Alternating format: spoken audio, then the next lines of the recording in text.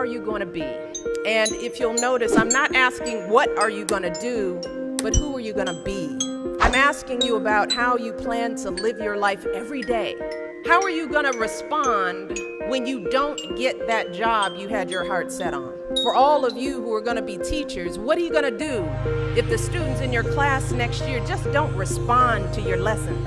For all of you going into business, how will you react when your boss gives you a goal that feels way too high? See, these are the moments that define us. Not the day you get the promotion, not the day you win Teacher of the Year, but the times that force you to claw and scratch and fight just to get through the day. The moments when you get knocked down and you're wondering whether it's even worth it to get back up. See, those are the times when you've got to ask yourself, who am I going to be? And I want to be clear, this isn't just some vague platitude about building character. In recent years, we've actually been seeing a growing body of research that shows that skills like resilience and conscientiousness can be just as important to your success as your test scores or even your IQ. For instance, West Point cadets who scored high on things like grit and determination were more likely to complete basic training than those who ranked high on things like class rank, SAT scores, and physical fitness.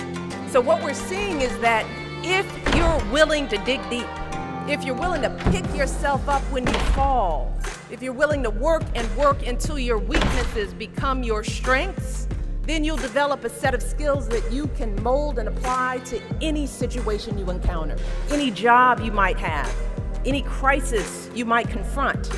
But you gotta make that choice. And let me just share just a little secret before I end. As someone who has hired and managed hundreds of young people over the course of my career, whether it was during my time as a lawyer, as an administrator, as a university, a nonprofit manager, even now as First Lady, I have never once asked someone I was interviewing to explain a test score or a grade in a class. Never.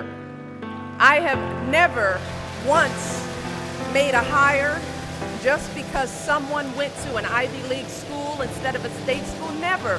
What I have looked for is what kind of person you are.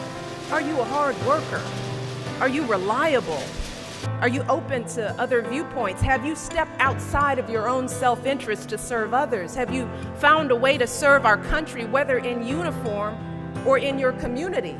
Again and again, I have seen that those are the qualities that I want on my team, because those are the qualities that move our businesses and schools and our entire country forward.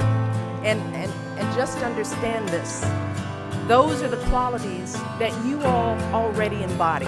They're the values you learned from your parents, from the communities you grew up in. And today, more than ever before, that's what the world needs.